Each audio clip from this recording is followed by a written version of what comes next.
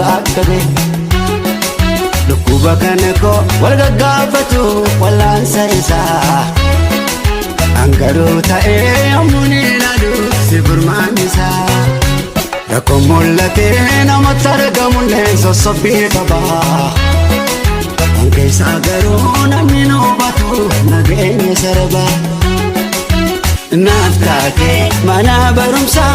ani kan kee ta'uutu na boonsa ani kan kee ta'uutu na boonsa maqaan kee abjuu dhugoomsa.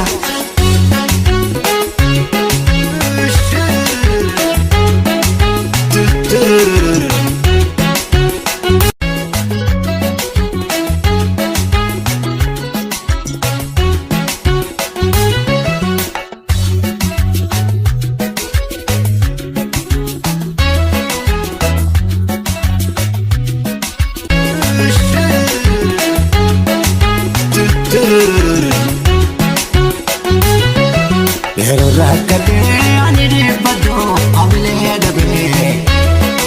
si malee eenyu kan dafee dhufee yeroon gaggabee dhukkuba kana koo wal gaggaafatu wallaansa isaa